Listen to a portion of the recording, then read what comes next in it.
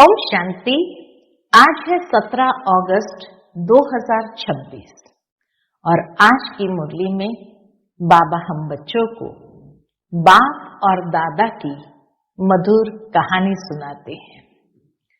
बाबा कहते हैं डबल ओम शांति। एक शिव बाबा ओम शांति करते हैं, दूसरा ब्रह्मा बाबा ओम शांति करते हैं। ये दोनों बाप दादा है।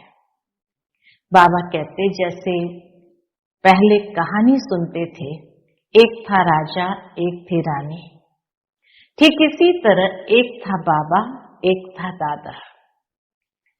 और बाबा आते हैं दादे में और हम बच्चों को शिव बाबा का वर्षा मिलता है दादा द्वारा।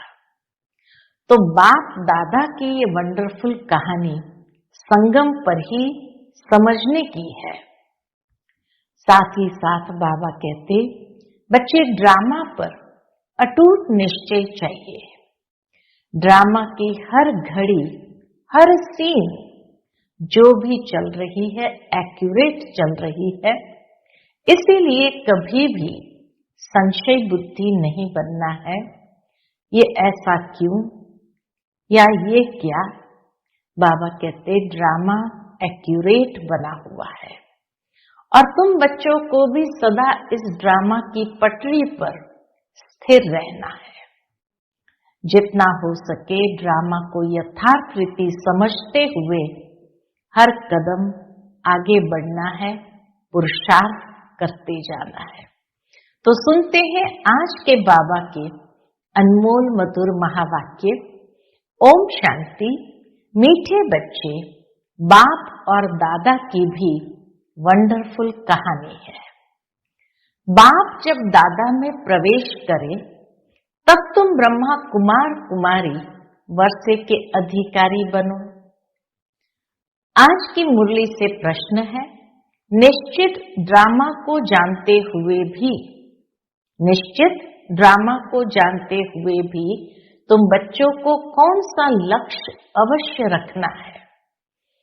उत्तर है पुरुषार्थ कर गैलॉप करने का, अर्थात विनाश के पहले बाप की याद में रहे कर्मातीत बनने का लक्ष्य अवश्य रखना है। कर्मातीत अर्थात आयरन एजेड से गोल्डन एजेड बनना। कर्मातीत का मतलब है आयरन एजेड से गोल्डन एजेड बनना। पुरुषार्थ का यही थोड़ा सा समय है, इसीलिए विनाश के पहले अपनी अवस्था को अचल अडोल बनाना है। ओम शांति। दोबारा बाबा ने कहा ओम शांति। ये दोनों कौन कहते हैं? एक था बाबा एक था दादा। एक ओम शांति बाबा ने कहा, दूसरी ओम शांति दादा ने कहा। कहानी सुनाते हैं ना, एक था राजा एक थी रानी। अब यह फिर है नई बात। एक बाबा एक दादा, तुम कहेंगे 5000 वर्ष पहले भी एक था शिव बाबा दूसरा था ब्रह्मा दादा। तो ये सारी है नई बातें। अब शिव के बच्चे तो सब है, सभी आत्माएं एक बाप की संतान है, वह तो है ही है। अविनाशी आत्मा परमात्मा की संतान तो है ही है। ब्रह्मा के बच्चे ब्राह्मण भी थे। प्रजापिता ब्रह्मा की संतान ब्रह्मा कुमार कुमारियां थे। उन्हों को कौन पढ़ाते थे? शिव बाबा। ब्रह्मा कुमार कुमारियों को कौन पढ़ाते थे? शिव बाबा। प्रजापिता ब्रह्मा के ये ब्रह्मा कुमार कुमारियां ढेर बच्चे हैं ना। ब्रह्मा कुमार कुमारियां मानते हैं बरोबर हम शिव बाबा के बच्चे भी हैं, पोत्रे भी हैं।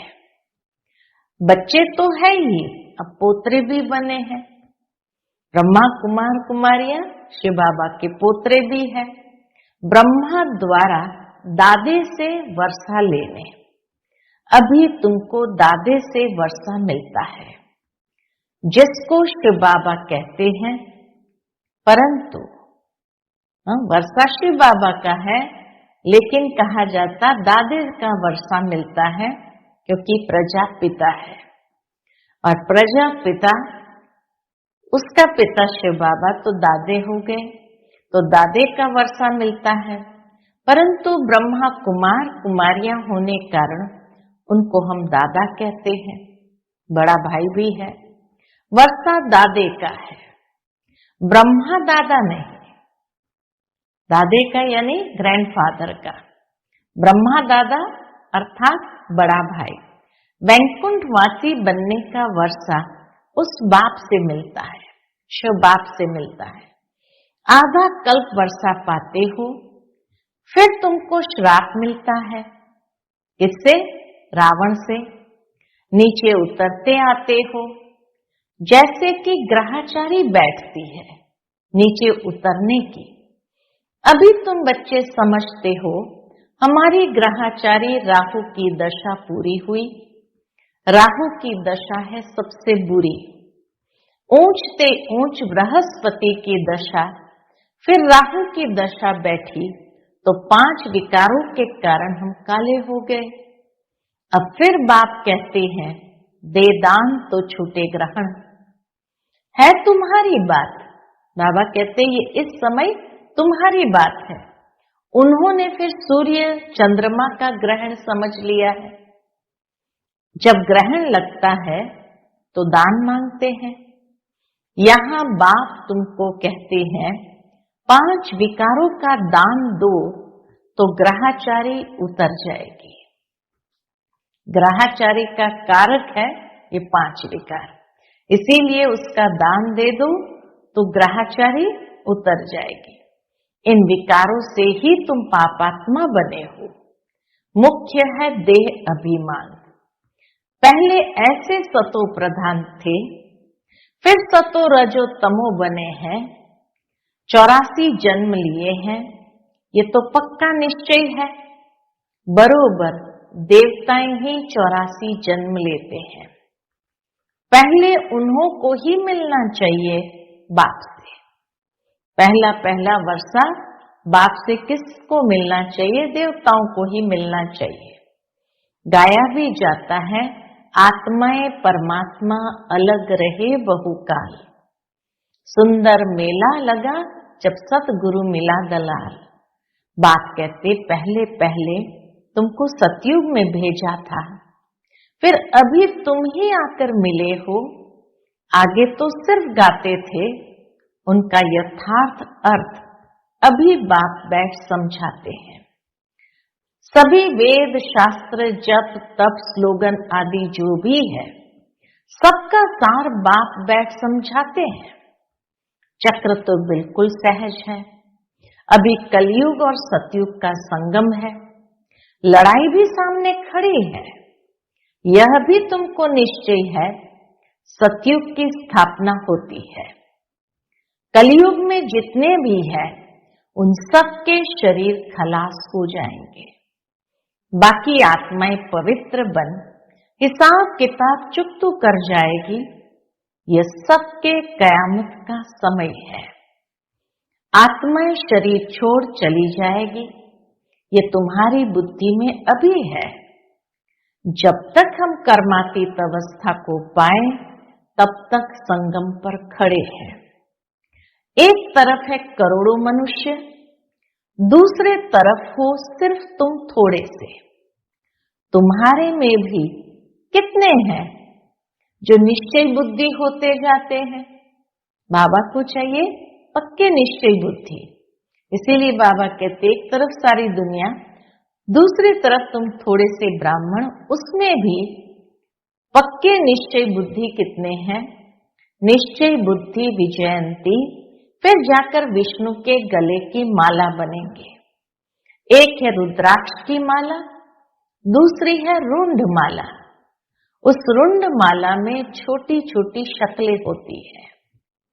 ये निशानी है हम आत्माएं ही आकर फिर बाप के गले की माला के दाने बनेंगे। फिर यहाँ आएंगे नंबरवार। माला 8 की भी है, 108 की भी है, 16,108 की भी है। अब 16,000 है या 5-10 हजार है, उनका कोई हिसाब नहीं निकाला जाता। ये मालाएं गाई जाती है। बाबा कहते हैं ये सब तुम क्यों विचार करते हो? जितने भी राजाएं कल्प पहले सतयुग त्रेता में बने थे उतने ही बनेंगे। 100 बने या 200 300 बने, ये पूछना नहीं है। राजाएं भी तो होंगे, अलग अलग राजाओं की राजधानी होगी। महाराजा महारानी एक ही होंगे, लेकिन अनेक राजाएं तो होंगे, तभी तो दिखाते हैं। श्री कृष्ण अलग राजा के प्रिंस थे और राधा अलग राजा के प्रिंसेस थी। तो इसीलिए बाबा कहते 100 बने 200 300 बने, ये पूछना नहीं है। बाप कहते तुम जितना नजदीक आते जाएंगे तो ये सब समझ जाएंगे। कितने होंगे वो भी सब समझ जाएंगे। आज हम यहाँ है, कल विनाश होगा, फिर सतयुग में थोड़े से देवी देवता होंगे, बाद में वृद्धि को पाते हैं। सतयुग के आसार भी दिखाई पड़ते हैं। बाकी लाखों जाकर रहेंगे, फिर लाख रहे या 9-10 लाख रहे, लाखों के अंदाज में ही सतयुग की आरंभ की जनसंख्या होगी। तो बाबा कहे फिर लाख रहे या 9-10 लाख रहे, एक्यूरेट नहीं कह सकते। हाँ, तुम जब एक्यूरेट संपूर्ण बनने के लायक बनेंगे तब तुमको और जास्ती साक्षात्कार हो जाएगा। अभी तो बहुत कुछ समझने का समय पड़ा है, बहुत साक्षात्कार करते रहेंगे। लड़ाई की तैयारियां भी बहुत होती रहती हैं, सब चीजें महंगी होती जाएगी। विलायत में भी अब खूब टैक्स आदि लगाते रहेंगे। बहुत बहुत महंगाई होकर फिर एकदम सस्ताई हो जाएगी। ये भी ड्रामा का एक सीन है कि बहुत बहुत महंगाई होकर के फिर एकदम सस्ताई हो जाएगी। सतयुग में कोई चीज पर खर्चा नहीं होगा, सब खानियां आदि भरपूर हो जाएगी। नई दुनिया में वैभव बहुत होते हैं। लक्ष्मी नारायण के पास बहुत वैभव थे ना। श्रीनाथ द्वारे में मूर्तियों के आगे भी कितने वैभव का भोग लगाते हैं। वहां बहुत माल बनाते हैं और खाते रहते हैं। कहेंगे हम देवताओं को भोग चढ़ाते हैं, कहेंगे देवताओं को भोग नहीं लगाएंगे तो वह नाराज हो जाएंगे। अब इसमें नाराज होने की तो बात ही नहीं है। तुम कोई पर नाराज नहीं होते हो, जानते हो ड्रामा अनुसार यह विनाश होना ही है। कलयुग से बदल फिर सतयुग होगा। हम ड्रामा को समझते हैं कि ड्रामा अनुसार अभी नया चक्र शुरू होना है। तुम भी ड्रामा के वश हो। ड्रामा अनुसार बाप भी आया हुआ है। ड्रामा में 1 मिनट भी नीचे ऊपर नहीं हो सकता है। जैसे बाबा आया, तुमने देखा, कल्प बाद भी हूबहू ऐसे होगा। शास्त्रों में तो कल्प की आयु लंबी लिख दी है। अभी तुम बच्चों की बुद्धि में है, बरोबर विनाश सामने खड़ा है। अभी तुम गैलॉप कर रहे हो, जानते हो बाप को याद कर हमको कर्मातीत अवस्था को जरूर पाना है। अर्थात कर्मातीत अवस्था को पाना है, अर्थात आयरन एज से गोल्डन एज बनना है। अभी अगर पुरुषार्थ नहीं करेंगे तो पद भ्रष्ट हो जाएगा। हे आत्माएं, अभी तुम पतित बन गई हो, यह भी जानते हो। बहुत किस्म के आएंगे जो और धर्म में बदली हो गए हैं, वह निकल कर आते रहेंगे। आकर अपना पुरुषार्थ करते रहेंगे बाप से वर्षा पाने। ब्राह्मण धर्म में आकर फिर देवता धर्म में आएंगे। ब्राह्मण धर्म में नहीं आएंगे तो देवता धर्म में कैसे आएंगे? ब्राह्मण दिन प्रतिदिन वृद्धि को पाते रहेंगे। देखेंगे विनाश सामने आ गया है, ये तो ठीक कहते हैं। जैसे ही आसार दिखाई देंगे तो कहेंगे ये तो ठीक कहते हैं, फिर वृद्धि होती जाएगी। ब्राह्मणों का झाड़ वृद्धि को पाकर फुल हो जाएगा, फिर वापस जाएंगे। देवताओं का झाड़ बढ़ेगा। अभी तुम संगम पर राजयोग सीख रहे हो। इस संगम को कल्याणकारी युग कहा जाता है। संगम का ही गायन है। गंगा सागर का मेला दिखाते हैं, वह सब है भक्ति मार्ग का।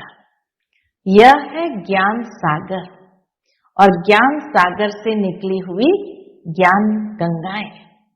गंगा सागर का मेला बाबा कहते स्थूल का नहीं, ये सूक्ष्म है कि अभी ज्ञान सागर से निकली हुई ज्ञान गंगाओं का बाबा से मिलन है। ज्ञान सागर से पतित पावन अक्षर लगता है। वह समझते हैं पतित पावनी गंगा है और फिर गंगा में स्नान करते ही आते हैं। ये नदियां तो सतयुग से लेकर चलती आती है। आजकल तो नदियां भी कहां कहां डुबो देती है। बाढ़ आती है तो कितने डूब जाते हैं। प्रकृति भी तमो प्रधान, सागर भी तमो प्रधान हो पड़ा है। सुनामी लहरें आती है तो सागर भी तमो प्रधान हो पड़ा है। सागर थोड़ी सी उछल खाएगा तो सब कुछ खलास कर देंगे। सतयुग में सिर्फ हम थोड़े ही भारत में रहते हैं। यमुना के कंठे पर दिल्ली परेशान थी, फिर बननी है। सतयुग में थोड़ी ही जीव आत्माएं रहती है, फिर धीरे धीरे आते जाते हैं। अभी है कलयुग का अंत। कितने ढेर मनुष्य हो गए हैं। बेहद का नाटक है जिसको अच्छी रीति समझना है। भल कोई अपने को एक्टर समझते भी है, परंतु कल्प 5000 वर्ष का है, यह किसको भी पता नहीं है। कहाँ 84 जन्म, कहाँ 84 लाख। अभी तुम रोशनी में हो, तुमको बाप से वर्षा मिलता है। बाप कहते हैं मन मना भव। बाप से वर्षा मिलता, लेकिन उसके लिए बाबा को याद करना पड़ता। तो बाबा कहते बच्चे मन मना भव, बाप को याद करना है। शिव भगवान वाच, भगवान की महिमा में और देवताओं की महिमा में बहुत फर्क है। बाप जो नई रचना रचते हैं उनकी महिमा है सर्वगुण संपन्न, 16 कला संपूर्ण। अभी तुम ऐसे बन रहे हो। बाप की महिमा और इनकी महिमा में रात दिन का फर्क है। देवताओं और परमात्मा की महिमा में रात दिन का अंतर है। ये राजयोग है ना, गाया भी जाता है। भगवान राजयोग सिखाते हैं। वह निराकार, तो जरूर निराकार से साकार में आना पड़े। भगवान की इतनी महिमा है तो जरूर आना पड़े। उनका जन्म दिव्य अलौकिक है और किसका दिव्य जन्म नहीं गाया जाता। यह भी बच्चों को समझाया है। एक होता है लौकिक बाप, दूसरा है पारलौकिक बाप, जिसको ही भगवान कह याद करते हैं, और तीसरा है अलौकिक बाप। यह फिर वंडरफुल बाप है। 3 बाप है, लौकिक, अलौकिक, पारलौकिक। जब पारलौकिक बाप बच्चों को एडॉप्ट करते हैं तो बीच में यह अलौकिक आ जाता है, क्योंकि बिना अलौकिक प्रजापिता ब्रह्मा के एडॉप्ट नहीं हो सकते। प्रजापिता ब्रह्मा के कितने ढेर बच्चे हैं। शिव बाबा आकर ब्रह्मा द्वारा तुमको अपना बनाते हैं। कितने ब्रह्मा कुमार कुमारियां बनते हैं। लौकिक बाप को तो करके 8-10 बच्चे होंगे। अच्छा, शिव बाबा भी है पारलौकिक बाप, उनके तो अनेक बच्चे हैं। सभी आत्माएं कहती है हम सब ब्रदर्स हैं। अब इस संगम पर ही फिर अलौकिक बाप मिलता है। ये ज्ञान तुमको वहां नहीं रहेगा, सतयुग में नहीं रहेगा। प्रजापिता ब्रह्मा बाप मिलता ही तब है जबकि बाप आकर नई सृष्टि रचते हैं। तो यह अलौकिक जन्म हुआ न, इनको कोई समझ नहीं सकते। वह लौकिक, वह पारलौकिक और यह है संगम युगी अलौकिक बाप। लौकिक बाप तो सतयुग से लेकर होते आए हैं। पारलौकिक बाप को वहां कोई याद नहीं करते। वहां होता ही है एक बाप, हे भगवान, हे परमात्मा कहकर याद नहीं करते। सतयुग में कोई हे भगवान, हे परमात्मा कहकर याद नहीं करते हैं। फिर द्वापर में जब भक्ति मार्ग शुरू होता है तो बाप 2 होते हैं। संगम पर है 3 बाप। प्रजापिता ब्रह्मा भी अभी मिलता है, अभी तुम उनके बने हो। जानते हो यह अलौकिक बाप है। अभी तुम इन दोनों को अच्छी रीति जानते हो और याद करते हो। अपने को आत्मा समझ बाप को याद करो। सतयुग में याद करने की दरकार ही नहीं रहती। दुख में पारलौकिक बाप का सब सिमरण करते हैं। ये तो बिल्कुल सहज बात है कि जरूर दुख होगा तो सब परमात्मा बाप को याद करेंगे। सतयुग त्रेता में एक बाप होता है, द्वापर में 2 बाप होते हैं और इस समय तुम अलौकिक बाप के बच्चे बने हो। जिस द्वारा तुम वर्षा लेते हो, तुम बच्चे ही ब्राह्मण बनते हो जो फिर देवता बनेंगे। विनाश भी तुम्हारे को ही देखना है। जो तुम इन आंखों से देखेंगे, बॉम्ब्स छोड़ेंगे, मनुष्य तो मरेंगे ना। जापान में भी बॉम्ब छोड़ा, देखा ना कैसे मनुष्य मरे। अब यहाँ लड़ाइयां लगती रहती है। खुद भी कहते हैं हम तंग होते जाते हैं। 10-10 वर्ष तक भी लड़ाई चलती रहती है। बॉम्ब्स में तो चपटी में सेकंड में सब खलास हो जाएगा। चिंगारी लगती है तो शहर नष्ट हो जाते हैं। यह तो बॉम्ब्स है, आग भी लगनी है। बॉम्ब्स के द्वारा ही आग भी बाबा कहते लगनी है। तुम बच्चे जानते हो बाप आए ही है किस लिए? स्थापना और विनाश कराने। तो जरूर यह सब होगा। पुरुषार्थ करने का अभी समय है। माया घड़ी घड़ी तुम्हारा बुद्धि योग तोड़ देती है। अर्जुन तुम अडोल स्थिर कहाँ बने हो? बुद्धि योग इसीलिए टूटता है क्योंकि अभी तक अडोल स्थिर नहीं बने हैं। कहते हैं बाबा माया के तूफान बहुत आते हैं। कोई तो सारे दिन में घंटा आधा भी याद नहीं करते हैं। बाप कहते तुम कर्म योगी हो। 8 घंटा तो ये सेवा करेंगे। 8 घंटा याद कर सको इतना पुरुषार्थ करना है। याद करते रहने से विकर्म विनाश होते जाएंगे। इसको ही योग अग्नि कहा जाता है। यह है मेहनत। गृहस्थ व्यवहार में रहते हुए सिर्फ याद करना है। यह भी बाबा बतलाते हैं कि जिन्होंने गृहस्थ छोड़ा है, बच्चे बने हैं, वह भी इतना याद नहीं करते हैं।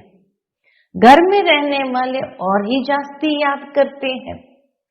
अर्जुन और भील का भी मिसाल देते हैं ना, एकलव्य और अर्जुन का भी मिसाल देते हैं ना।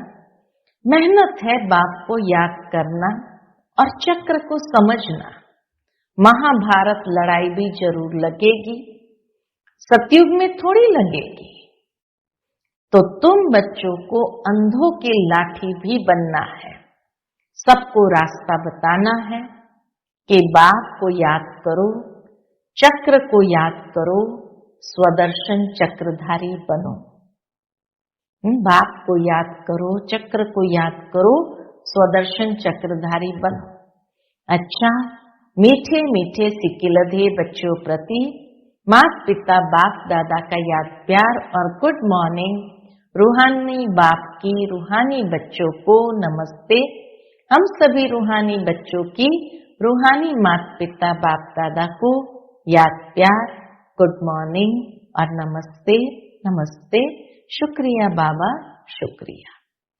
आज की मुरली से धारणा के लिए मुख्य सार है, पहली पॉइंट, कम से कम 8 घंटा याद में रहने का पुरुषार्थ करना है। अपनी अवस्था अचल अडोल रखने के लिए याद का अभ्यास बढ़ाना है, गफलत नहीं करनी है। दूसरी पॉइंट, ये ड्रामा बिल्कुल एक्यूरेट बना हुआ है, इसीलिए किसी पर भी नाराज नहीं होना है, निश्चय बुद्धि बनना है। आज का बाप दादा का मधुर वरदान हम बच्चों के प्रति है, तोड़ना, मोड़ना और जोड़ना। इन 3 शब्दों की स्मृति द्वारा सदा विजयी भव। तोड़ना, मोड़ना और जोड़ना, इन 3 शब्दों की स्मृति द्वारा सदा विजयी भव। सारी पढ़ाई और शिक्षाओं का सार यह 3 शब्द है। पहला, कर्म बंधन तोड़ने हैं। दूसरा, अपने संस्कार स्वभाव को मोड़ना है। और तीसरा, एक बाप से सर्व संबंध जोड़ने हैं। यही 3 शब्द संपूर्ण विजयी बना देंगे। इसके लिए सदा यही स्मृति रहे कि जो भी इन नैनों से विनाशी चीजें देखते हैं वह सब विनाश हुई पड़ी है। उन्हें देखते भी अपने नए संबंध, नई सृष्टि को देखते रहो तो कभी हार हो नहीं सकती। आज का स्लोगन है, योगी की निशानी है सदा क्लीन और क्लियर। योगी की निशानी है सदा क्लीन और क्लियर। आज का अव्यक्त इशारा है, अपवित्रता के बीज को भी समाप्त कर संपूर्ण स्वच्छ पवित्र बनो। उसके अंतर्गत बाबा कहते, अगर ब्राह्मण जीवन में संकल्प में भी अपवित्रता व अमर्यादा आ जाती है तो तख्त नशीन के बजाय गिरती कला में अर्थात नीचे आ जाते हो। कोई भी कर्म नहीं हुआ लेकिन व्यर्थ कर्म भी हुआ तो पश्चाताप के बजाय महसूसता की स्टेज होती है। महसूस होता है कि ये रॉन्ग है, नहीं होना चाहिए। वह बात कांटे के समान चुभती रहेगी। इसीलिए इस व्यर्थ से भी मुक्त बनो। इस व्यर्थ से भी बाबा कहते मुक्त बनो। अच्छा, ओम शांति।